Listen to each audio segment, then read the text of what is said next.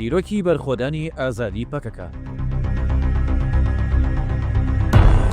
گروپی ئایدۆلۆژی ئاپۆچی بە ڕێبەرایەتی ڕێبەراپۆ لە 27 تشرینی 1970 لە گوندی فیس سەر بە ناوچەی لیجەی ئامەد پەکەکەی دامەزراند و بزوتنەوەی ئازادی کوردستانی دەست پێ کرد. پەکەکە کە بە دوایین شۆڕشی کورد ناسراوە بە چەند گەنجێکەوە لە دۆخێکی سەخت و دژواردا بزوتنەوەیەکی دروست کرد کە ئێستا بۆتە هێزێکی ناسراو لە هەموو کوردستان و جیهان. پەکەکە کە خۆی بۆ ئازادی گەلی کورد ڕاگەیان توانی هیوای سەرەکی بۆ ژنان و گشت گەلانی ڕۆژهەڵاتی ناوەڕاست و جیهان بێت. لە شوێنێکدا کە دوو کورد بەیەکەوە کۆنە دەبوونەوە ئەو توانی وڵات پارێزی و نازنامە و زمانی و وڵاتێک بە نرخێکی زۆر بەرز بنەخشێنێتەوە. لە نەورۆزی 1970دا ڕێبەراپۆ لەگەڵ حەقی قەرار و کەمالپیر لە ماڵێکدا یەکەم جار گەیشتنە و دەرەنجامەی کە کوردستان داگیر کراوە. ئەم ڕستەیە یەکەم جار لەلایەن حەقی قەرار و کەمالپیر کە پێشەنگی تەفگەری ئازادی کوردستان بوون بیسترا. ڕێبەراپۆ دواتر لەسەر بنەمای ئەم تێکۆشانە کۆبوونەوەی چوبووکی ڕێخست کە 5 گەنجی کورتیدا بەشدار بوون، لەوانە عەلی حەیدەر قەیتان. دوایەم کۆبوونەوەیە ڕێگەی دامەزانی پەکەکە بە هێواشی کرایەوە. دواتر هەموو کارە ئایدۆلۆژی و سیاسی و سەربازیەکان لە کوردستان لەم چوارچێوەیەدا پێشکەوتنیان بەخۆ بینی. دامەزانی پەکەکە شەهیدبوونی حەقی قەرار و وەڵامدانەوەی دوژمن. ڕێبەراپۆ و هاوڕێکانی بۆ ئازادی کوردستان کاریان خێراتر کرد. ئەندامانی گروپی ئایدۆلۆژی کە بۆ باکووری کوردستان گەڕابوونەوە لە هەموو شوێنێک هەموو گوندێکدا کۆبوونەوەیان ڕێکدەخست و بارودۆخە سیاسی و سەربازیەکانی کوردستان و تورکیایان بۆ خەڵک باز دەکرد، هەوڵی ڕێخستنیان دەدا. لەم کۆبوونەوەنەدا دۆخی ئەو کاتەی کوردستان و سیاسەتە جینۆسایدکارەکانی دەوڵەتی تورک دژ بە گەلی کورد باز دەکران.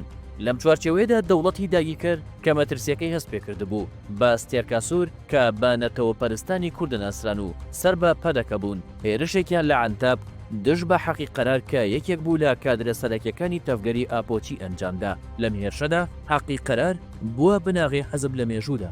لەو کاتەشدا ڕێبەراپۆوتی حەقی ڕۆحی شاراوەی منە.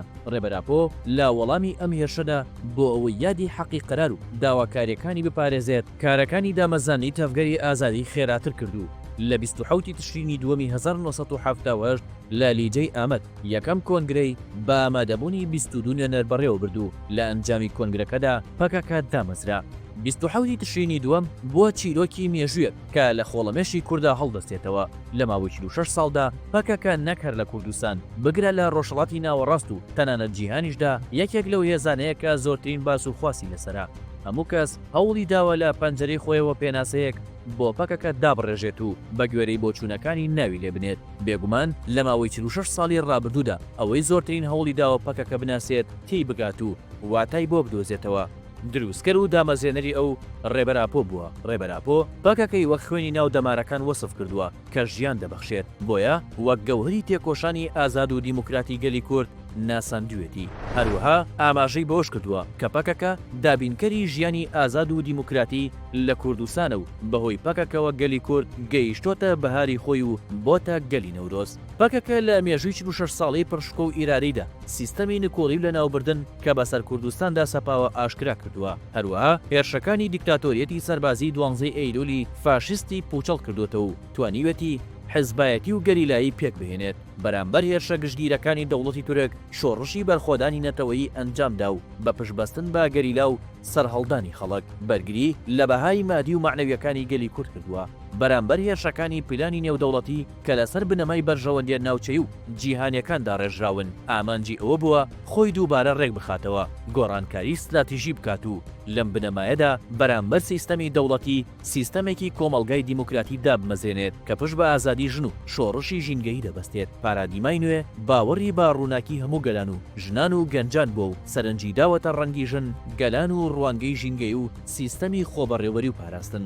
پەکەکە بە کێشکردنی گەلی کورد بۆ پرۆسەی خەباتی ئازاد و دیموکراتی پێشەنگایەتی گەشەسەندنی زۆر گرنگی کردووە، نەک هەر لە بواری فکردا بگرە لە بوارە کللتوری و کۆمەڵایەتەکانیشدا پشتی بە کۆڵەکەی دەوڵەمەندی مێژووی گەلی کورد بەستووە و بۆتە دروستکەر و پەرەپێدەری شۆڕشە کللتوری و کۆمەڵایەتیەکان کە گەلی کورد توانیوێتی زەهنیەتێکی نوێ دروست بکات. بەرامبەر کۆڵۆنیالیزم کە هەوڵی داوە کۆمەلگا بە پارچە پارچەکردنی تاکە کەسی لاواز بکات هۆشیاری ڕێخستنی بڵاو کردوتەوە بە ئاشکراکردنی پلانەکانی کۆڵۆنیالیزم بۆ تاکەکانی کورد ژن و پیاو نیشانی داوە کە ئازادیخوازی و بەرژەوەندی کۆمەڵایەتی لە ڕێخستندایە لە ئەنجامدا گەلی کورد کە لە تاکپەرستی و خێزانگەرایی و هۆزگەریدا پارچە پارچە بوو لە ڕێی ڕێخستنی پارت و گەریلا و دامەزرا و کۆمەڵە دیموکراتیەکاندا گەیشتوتە پێکاتەیەکی نوێی ڕێکخراو بە وتەی ڕێبەراپۆ پەکەکە توانیوەتی کوردانێک کە جاران نەیان دەتوانی دوو کەس پێکەوە کۆبنەوە لە دەوری هۆشیاری نەتەوەی کۆبکاتەوە لەم بنەمایەدا لەگەڵ ڕێکخراوە سیاسی و سەربازیەکانی توانیوەتی پێکاتەی گەلی کورد بکات بەهێز و ڕێخستن.